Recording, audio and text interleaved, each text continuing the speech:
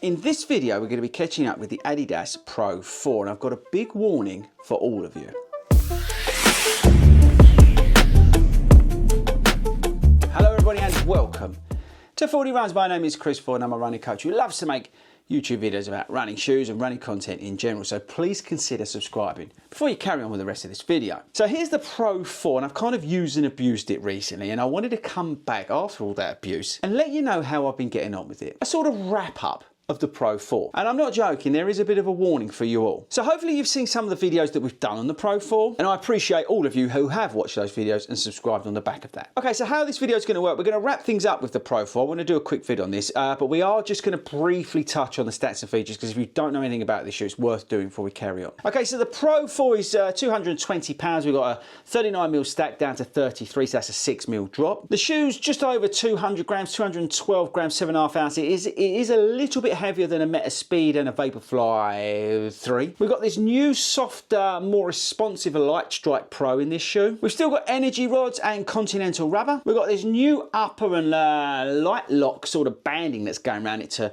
really help with the lockdown and supporting the upper actually. And then we've got like this new lacing system, which does actually work better than the previous model. Right, and that's about it in terms of the stats and features and what you need to know. Okay, so if you've not been following the channel, we've done sort of first impressions. That was after an 18-mile long run plus some other shorter runs in the shoe. We've done a 5K time trial in the shoe, and the aim of that video was to put some like proper pace through it, sort of my higher efforts, to see how the shoe responds with this new Light Strike Pro. And then we've done a race in the shoe as well. Again, this is a racing shoe, so I need to review it after I've done a race. Strange that, no? Anyway, so now I've got like a sort of an overall impression of the shoe, I feel, because I've worked through multiple different paces and efforts in different scenarios as well. Now for me, this is a marathon shoe. I'm looking for this shoe to take me through the London Marathon. I do have the Brighton Marathon, but I'm going to be running that in a pair of Brooks. So I'm looking for this shoe to help me in London, where I'm not going to be going necessarily for a time, but I'm going to be looking to put a higher effort in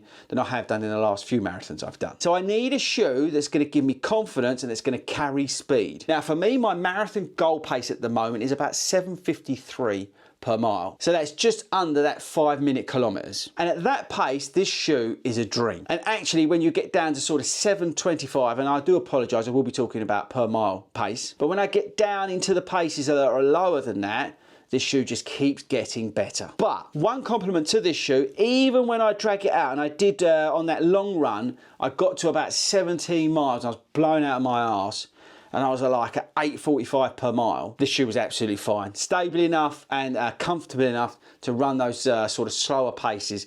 You know, at that sort of marathon where you blow up and you've got nothing left, the shoe actually was absolutely fine at those easier paces as well. I've had no issues with the lockdown. I've had no issues with the upper. As you can see, I've run these in all sorts of conditions, and the outsole's been fine. Traction hasn't been an issue. The energy rods have worked well in terms of propulsion with the foam. So overall, the speed, the paces, the effort, everything has worked very well in this shoe. But I've had a major problem, and that's the sizing. Now, I have been mentioning this in the videos on the Pro 4, and I have come to the conclusion that I need to go up half a size. And that's my warning to all of you. Make sure that you are 100% dialed in terms of sizing on this shoe. I've been sort of pushed down to the front of this shoe, and it's been giving me real problems on my big toe. So you really need to watch out, okay? Just be wary of it, of the sizing. Now, I never had that with the Pro 3, but with this Pro 4, it has become a big issue for me. And that's my warning to all of you, okay? I'm going to go up half a size. I'm going to get a new pair. These are like Adidas. I'll just use these for like training shorter distances.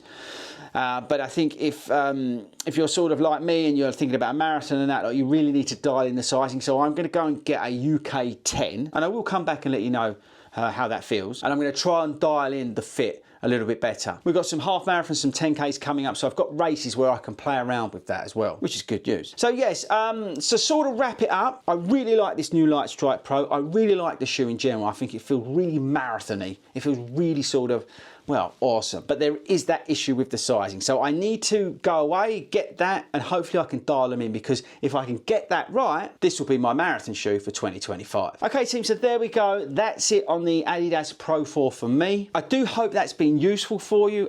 Make sure you watch, we've got a video coming out about how I review shoes. So make sure you watch that, because we used the Pro 4 as part of that reviewing process. So make sure you watch that when it comes out. It's really, really interesting. But that's it from me, guys. Don't forget to subscribe subscribe before you leave me today, and I shall catch you all later.